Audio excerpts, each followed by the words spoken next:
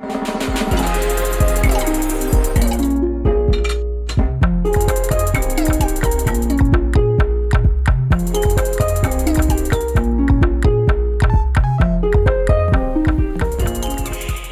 est temps de prendre votre petite dose d'actu vendéenne de ce jeudi. Bienvenue à vous si vous nous rejoignez sur le plateau de la matinale. On est vraiment tous ravis, l'équipe de l'émission, tout simplement. Cathy, Stéphane et moi de vous retrouver jusqu'à 26 minutes encore à passer ensemble. De quoi parlons-nous aujourd'hui ? Eh bien, dans le journal, on va notamment revenir sur ce plan d'efficience énergétique qui a été présenté par La Roche-sur-Yon. L'idée, vu le prix des énergies en ce moment, c'est d'optimiser chaque consommation, de réduire le superflu aussi. On va y revenir donc dès le début du journal. On a Noël qui commence à s'inviter également dans la matinale. Tout doucement, nous accompagnerons les premiers kilomètres du bus de Noël qui a entamé sa tournée solidaire hier. Et nous irons également à Toircé-Bouilleudroux où Michel Robin est en plein préparatif des fêtes de fin d'année dans sa ferme. Et ça fait près de 30 ans que ça dure. Une nouvelle tête également, ça ce sera pour le coup de fil à la presse. Nous allons parler agriculture. Tech Élevage s'apprête à ouvrir les portes de sa 10e édition. Johanna Kirschenmeyer, qui est journaliste à la Vendée Agricole, va donc nous parler du supplément spécial que sort l'hebdo demain. Avant tout cela, un mot de météo. De la prudence ce matin en Vendée si vous êtes amené à prendre la voiture. Beaucoup de brouillard annoncé sur les routes pour ce début de journée. Un peu plus épais dans les terres que sur le littoral. Côté température, 3 à 4 degrés de moins qu'hier au réveil. Ça pique un petit peu. Cet après-midi, le brouillard s'estompe. Il va laisser place à des heures plutôt lumineuses, surtout dans le Haut-Bocage vers les Herbiers et Montaigu-Vendée. L'Île-Dieu aussi devrait profiter d'un beau soleil. Un petit peu de vent, 20 à 30 km/h en rafale et des températures qui ne dépassent pas les 16 degrés. Regardons les marées à présent avec la pleine mer qui est prévue en fin d'après-midi et d'ici là nous aurons en toute fin de matinée la première basse mer de la journée. Toujours une fenêtre de passage relativement confortable d'ailleurs au niveau du Gois si vous souhaitez l'emprunter, ce passage avant midi. Les coefficients sont suffisamment élevés pour avoir un océan qui se retire assez loin des pavés qui sont submersibles, rappelons-le. Nous sommes jeudi, c'est donc le retour de nos infos carburant. Je vous rappelle que nous jetons un œil une fois par semaine au prix vendéen à la pompe. Et comme la situation est redevenue à peu près normale, eh bien en ce moment, c'est à Essarts-en-Bocage qu'on trouve le gazole le moins cher, suivi des Sables d'Olonne et d'Esnay. Pour le 95E10, visez également Essarts-en-Bocage. Vous regardez le relevé, voilà, d'après le dernier relevé public.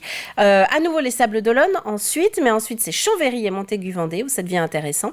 Enfin, si vous roulez au GPL, difficile d'avoir des données vraiment à jour.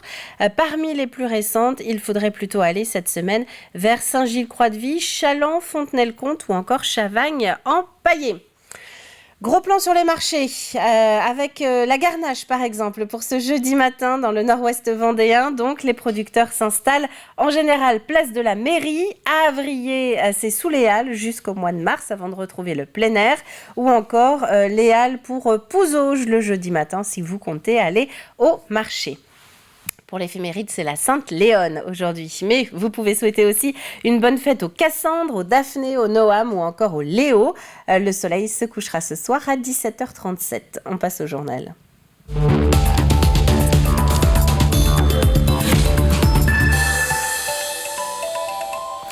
La facture énergétique s'annonce salée pour les collectivités dans les prochains mois. Nous avons déjà eu l'occasion d'en parler sur l'antenne. Une hausse des coûts à laquelle les communes ne peuvent pas toujours faire face. Il leur faut donc anticiper en réduisant les consommations. La Roche-sur-Yon vient ainsi d'officialiser son plan d'efficience énergétique. Une série de mesures qui correspondent à 3 principes. Plus de sobriété en privilégiant le nécessaire au superflu, une optimisation de ce qui est utilisé et la réduction donc du gaspillage. Enfin, dernier point, le développement des énergies renouvelables. Écoutez. L'efficience énergétique, c'est 1. Penser à produire de l'énergie pour le futur, 2. À utiliser concrètement et utilement chaque molécule énergétique, et 3, essayer de faire des économies sur tous les points où on peut en faire. Le plan d'efficience énergétique va nous faire économiser près de 600 000 €. Nous allons bien sûr continuer à développer sur tous nos bâtiments des panneaux photovoltaïques et l'ensemble des moyens de production d'énergie. Puisqu'on parle de l'agglomération lyonnaise, ce n'est pas un bus tout à fait comme les autres qui va sortir les mercredis et samedis de novembre du dépôt d'Impulsion. Le bus de Noël est de retour depuis hier. Il va sillonner 11 communes autour de La Roche-sur-Yon d'ici à la fin du mois pour récolter des jouets. Alexandre Lenaour est allé à sa rencontre lors de la toute première étape à Aubigny-les-Clouseaux. On connaissait la bûche de Noël, mais 6 semaines avant les fêtes, c'est bien le bus de Noël qui fait son retour. Objectif de l'opération, sillonner les villes de l'agglomération de La Roche-sur-Yon pour collecter des jouets, neufs ou en bon état, au profit d'enfants défavorisés. Alors, on reçoit les cadeaux dans le bus, mais aussi à l'espace Impulsion, situé sur la place Napoléon. Donc là, on a commencé lundi et on a déjà reçu ce fameux toboggan et plein d'autres cadeaux. On a déjà dû vider notre bac 3 fois. On a fait 8 mètres cubes la première année, on a terminé l'année dernière avec 20 mètres cubes. Donc là, on espère en avoir 25. 25 mètres cubes, ça correspond à 2 fois ce bus environ, rempli de jouets, de cadeaux pour les enfants de l'agglomération qui en ont besoin. Tiens, je crois que tu as séparé le disque avec le petit piano. Une fois récupérés, les jouets sont triés, puis classés. Jeux de société, livres, dinettes, bicyclettes, tous les jeux sont acceptés à la seule condition d'être en bon état. Quant aux peluches, elles doivent être neuves ou alors très propres. La récolte sera ensuite remise à 3 associations, le Secours catholique, la Croix-Rouge et Face Vendée. Chacune distribuera ensuite les jouets aux familles dans le besoin à l'approche de Noël. Un appel à la générosité auquel plusieurs habitants ont déjà répondu dans ces premières heures de l'opération. Je vous guettais. Oui. Et puis ben voilà des... C'est gentil, merci beaucoup. J'ai 9 petits-enfants, donc à Noël il y a profusion de cadeaux et il y a quelquefois des doubles.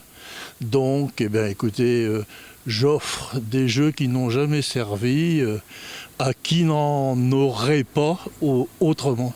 Ça fait plusieurs années déjà qu'on vient pratiquement à chaque fois que le bus est ici, on apporte quelque chose. Donc c'est surtout pour les enfants qui n'ont rien. Les prochains stops du bus de Noël sont prévus samedi matin à Venanceau et l'après-midi à Mouilleron-le-Captif. Terminus de l'opération le 26 novembre. Et pour ne pas rater son passage près de chez vous, le programme et les horaires sont à retrouver sur le site de La Roche-sur-Yon Agglomération. Et ce site, donc, pour retrouver le détail des étapes avec les lieux et les heures, c'est larochesurion.fr. Face au manque de candidats pour répondre à toutes les offres d'emploi du territoire vendéen, l'IUT de La Roche-sur-Yon a décidé de lancer une vaste opération d'information. L'idée, c'est de mettre chacune de ces 4 filières à l'honneur, l'une après l'autre, à l'occasion de semaines thématiques. Au cours de celle-ci, les étudiants pourront rencontrer des entreprises vendéennes qui recrutent et les entreprises, elles, redécouvrir tout un vivier de candidats qui existe au pas de leur porte. Chaque département a sa semaine. Cette semaine est la semaine du département gestion des entreprises et administration. En décembre, il y a notre département, c'est réseaux et télécommunications. En janvier, information et communication. En février, génie biologique. Et tout ça, ça va se terminer par une grande fête, un speed dating, le 30 mars, où les étudiants vont pouvoir effectivement échanger avec des entreprises qui veulent proposer des stages ou proposer des contrats d'alternance. Ce que ça nous apporte, c'est évidemment la proximité des entreprises avec les étudiants. Notre objectif, c'est de maximiser la proximité de ces 2 éléments, les étudiants, les entreprises, avec cet objectif de fixer les jeunes sur notre territoire. On a évidemment des problèmes de recrutement et cette volonté, c'est de démystifier quelque part l'accueil, les métiers qui sont pratiqués dans les entreprises. Quelques images à présent de cette cérémonie civile. C'était hier à Saint-Hilaire-le-Vouy. Le maire de la commune, Jean Bureau, est décédé samedi dernier. Sa famille, ses administrés, mais aussi des membres du Parti communiste vendéen dont il était proche, se sont retrouvés devant la mairie. Vice-président de la communauté de communes du pays de Chantonnay, Jean Bureau avait 70 ans. Nous sommes à mi-parcours de la COP27, la conférence des Nations Unies sur les changements climatiques. Et si Sharm el-Sheikh, l'Égypte donc, est géographiquement assez loin, les thématiques traitées nous concernent directement. D'où la mobilisation d'Attaque Vendée hier, un toxic tour pour dénoncer le financement des énergies fossiles par les banques françaises, une sorte de sit-in devant des agences bancaires concernées. Les banques sont chargées, entre guillemets, d'évaluer comment elles vont pouvoir arrêter de financer la destruction du climat.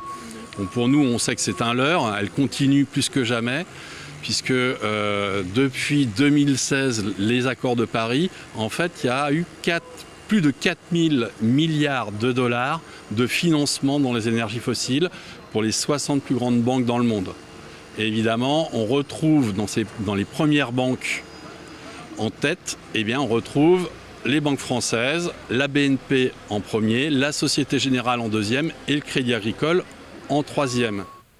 L'avenir du climat, c'était aussi au centre d'une conférence hier soir à Challans, un rendez-vous proposé par l'association Les Garnements sur le thème de la pollution lumineuse. Éteindre les lumières dans la rue au milieu de la nuit, c'est bien, mais ce n'est pas suffisant pour protéger une biodiversité qui est en péril. Déjà avoir une lumière utile, avoir un éclairage orienté vers le sol, cette zone utile et sur la zone utile, et puis avoir une colorimétrie aussi très importante, une lumière plus chaude. Voilà. Et puis on peut jouer aussi sur la durée d'éclairage, éclairer moins longtemps. Voilà. Et puis on peut aussi, sur des recommandations, on peut aussi utiliser de l'éclairage passif, par exemple, qui n'utilise évidemment aucune lampe. Et puis par exemple les Stimsonites, ces fameuses petites LED encastrées dans les ronds-points qui sont très pratiques et puis très économes en énergie. Et pour en savoir plus sur ce qu'il est possible de faire pour réduire la pollution lumineuse, vous pouvez retrouver la Vendée en direct d'hier. Elle était justement consacrée à ce sujet. Elle est disponible à la demande sur nos plateformes. Alors chez Michel, tout est éteint à 21h et le Vendéen n'imaginait pas de toute façon un Noël sans faire briller les yeux des visiteurs qui s'aventurent chez lui depuis plus de 25 ans pour les fêtes de fin d'année. Il met plusieurs mois à décorer, à brancher, tester tout un univers féerique créé dans sa propre ferme. À un mois pile de l'ouverture, Agathe Poulet est allée lui rendre visite. Pas de temps à perdre pour Michel. Depuis plus de 25 ans, ce retraité transforme son lieu-dit en un véritable village illuminé de Noël.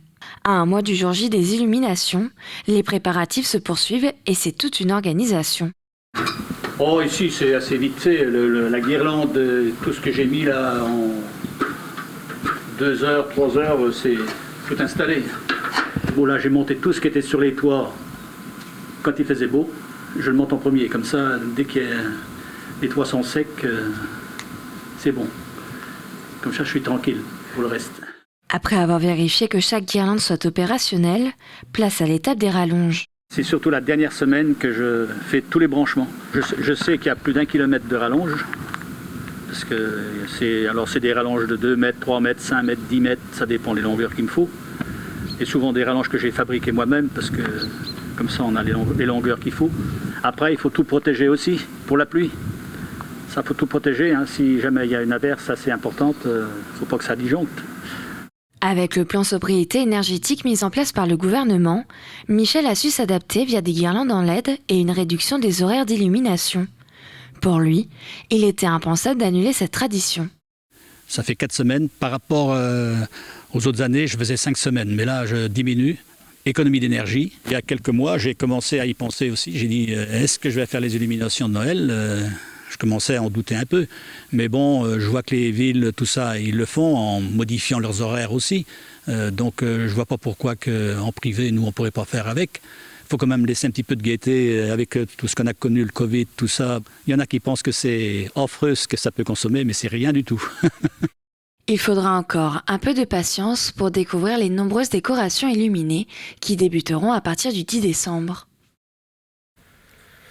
Et c'est une féerie que vous pourrez donc découvrir au lieu-dit le Logis sur la commune de Thouarcey-Bouilledoux à partir du 10 décembre, Agathe l'a dit. Et jusqu'au 8 janvier, ce sera tous les soirs de 17h30 à 21h.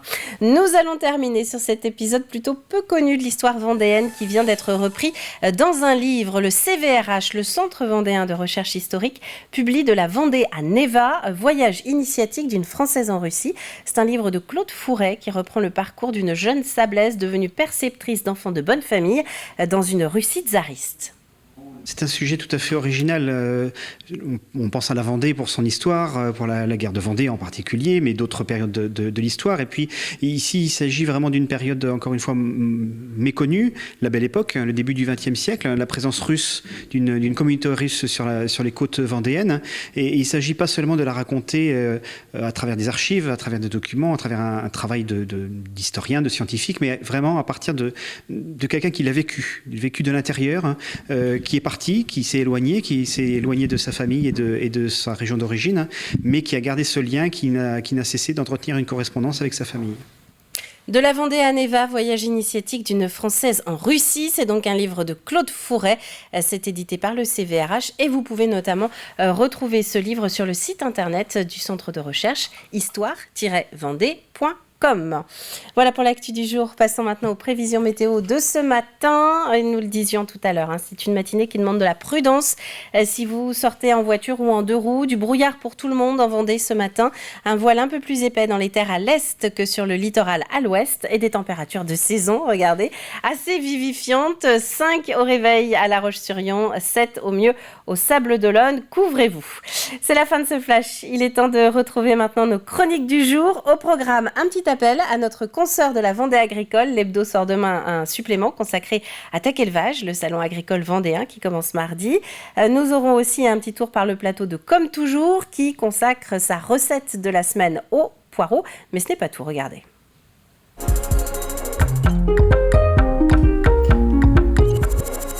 Et oui, nous commençons avec notre plus de l'info. Coup de projecteur ce matin sur ce mécénat qui concerne le bien-être des dirigeants du Nord-Ouest vendéen. Il y a 2 ans, la Chambre des métiers de l'artisanat a mis en place un service d'écoute et de soutien psychologique face à la crise sanitaire. Aujourd'hui, en signant un partenariat avec l'association Innov, la CMA va encore un petit peu plus loin.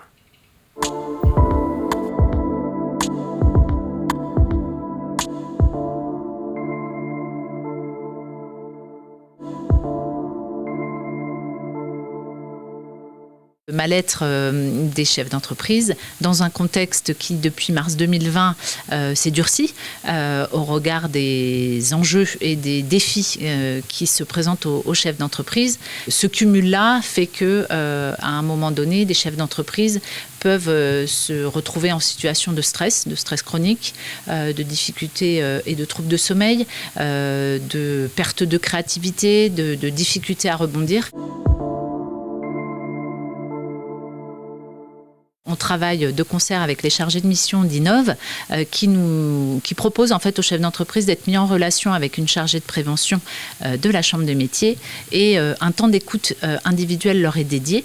Ce temps d'écoute permet de libérer la parole, de briser les tabous, d'avoir cette écoute bienveillante et confidentielle qui permet à chacun de poser les choses, de mieux comprendre sa situation au niveau de l'entreprise dans le cadre des difficultés vécues et également au niveau de l'individu dans sa propre santé au travail ou dans sa propre santé, qu'elle soit physique, mentale ou sociale. Les bénéficiaires sont les bénéficiaires du prêt d'honneur proposé par Innov. Donc on est sur le périmètre géographique couvert par Innov qui concerne majoritairement le secteur littoral Vendée. Et puis dans le cadre des missions régionales portées par la Chambre des métiers, on couvre effectivement l'ensemble des pays de la Loire avec à aujourd'hui plus de 240 contacts générés par des artisans ligériens. Notre rôle à nous, c'est d'être sensible et d'écouter lors de l'accompagnement que l'on fait sur les sujets et de voir qu'un dirigeant est en difficulté, par exemple. Et aussitôt, on ne traite pas le sujet. C'est aussitôt de dire, est-ce que vous ne pourriez pas rencontrer, éventuellement, je pourrais vous mettre en contact avec telle personne qui pourrait vous aider, etc. Nous, on est juste là pour ça. Je pense que globalement, c'est difficile. Parce que nos chargés de mission sont organisés par territoire. Elles connaissent bien leurs créateurs et les gens qu'elles ont accompagnés, puisque c'est elles qui les ont suivis. Elles les suivent régulièrement. Et donc, elles ont quand même cette capacité à identifier quand ça commence à mal aller avant. Et elles créent une relation forte. C'est ça qui permet, je pense, de détecter. Mais c'est pas simple. Et c'est un plus de l'info que vous pouvez retrouver sur notre site internet. Il est temps de passer un petit coup de fil à la presse vendéenne maintenant.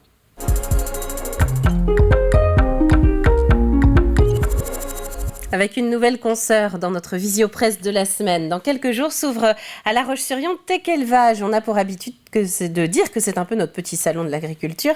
En tout cas, ce qui est sûr, c'est que pour la rédaction de l'hebdomadaire spécialisé La Vendée Agricole, c'est un moment particulier. Et le journal sort demain son traditionnel supplément consacré à l'événement. C'est un très gros moment pour la Vendée Agricole, le supplément Tech Élevage. C'est un supplément qui fait une 50aine de pages que l'on sort chaque année à l'occasion donc, du salon de Tech Élevage, qui est un salon donc, dédié à l'innovation et notamment à l'agriculture. On a à peu près 5000 visiteurs chaque année qui se rendent sur le salon. Donc nous, on prépare en amont des articles que l'on passe donc, dans la Vendée Agricole pour prévenir du salon qui va arriver. Et en plus, donc, on crée ce supplément-là où on a des portraits d'agriculteurs, des reportages sur les exposants qui vont être présents lors de Tech Élevage. On explique toutes les conférences qui vont avoir lieu. Voilà, c'est vraiment la Bible, on va dire, du salon. Effectivement, cette année, le thème qui a été choisi pour Tech Élevage, c'est la fierté d'être éleveur.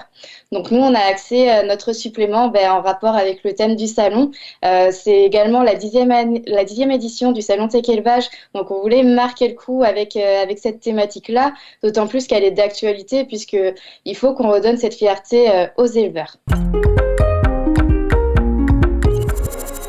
Celui que j'ai apprécié, c'est celui que j'ai fait avec Étienne Fourmont, qui est présent sur les réseaux sociaux, donc qui est sous le pseudonyme Agri-YouTuber. C'était assez impressionnant parce que lui, il a commencé en tant que jeune agriculteur et après, il s'est construit, il a créé sa chaîne YouTube où maintenant il a des milliers d'abonnés et donc il a cette double vie d'agriculteur et de communicant où il explique ce qu'il fait au quotidien au grand public. Donc j'ai trouvé que c'était vraiment une super double vie qu'il mène. Oui, il sera présent, notamment la journée du mardi, donc 15 novembre, le premier jour de Tech Élevage, où il va être justement présent sur l'espace conférence pour parler de la fierté d'être éleveur. Et il va également être le jury de notre concours vidéo que l'on organise à destination des élèves en formation agricole. Donc le thème, c'est moi, éleveur de demain, où le but, c'est de promouvoir les métiers de l'agriculture et forcément le territoire. Le but, c'est de ensuite pouvoir continuer à donner vie au salon en faisant des articles dans les prochaines Vendées agricoles et puis relater tous les résultats du concours, l'ambiance, qu'est-ce qui s'est passé. Et quant au salon Tech Élevage, il est donc ouvert à tous. C'est du 15 au 17 novembre prochain au Parc des Expos à La Roche-sur-Yon. On va parler poraille maintenant.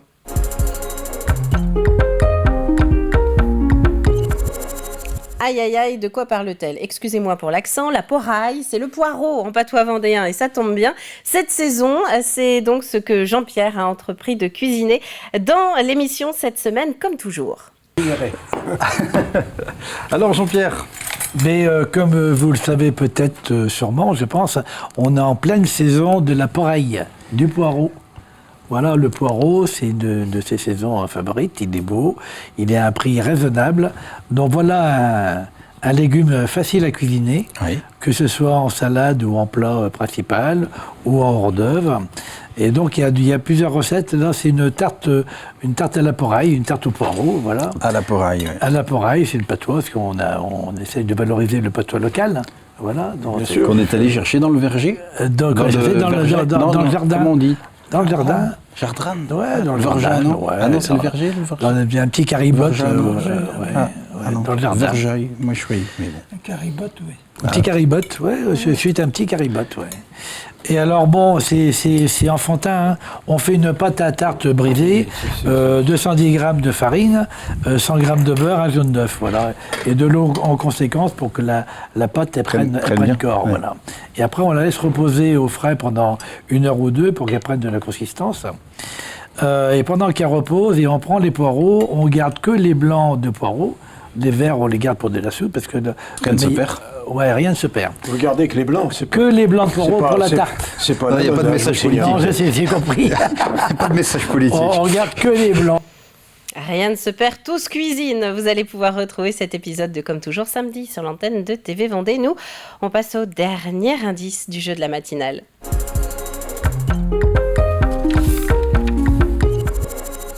Et oui, je suis pas habituée à dire dernier indice un jeudi, mais la matinale fait une petite pause demain, elle reviendra lundi dès 7h. Alors la question la voici, de qui s'inspire, tac, les images, regardez, de qui s'inspire le film L'île en péril, produit par le collectif Il était une fois, film qui a été présenté notamment la semaine dernière dans l'émission La Bobine du jour. Ça s'inspire d'un personnage en particulier, à vous de nous dire qui exactement. Indice de ce jeudi, 93 années se sont écoulées depuis sa virée chez les soviets. Ça devient quand même simple si vous avez les 3 précédents indices. À la clé, donc 2 gagnants qui seront tirés parmi toutes nos bonnes réponses. Ils repartiront chacun avec un exemplaire de ce grand almanach de la Vendée édition 2023. Ça vient de chez Geste Édition.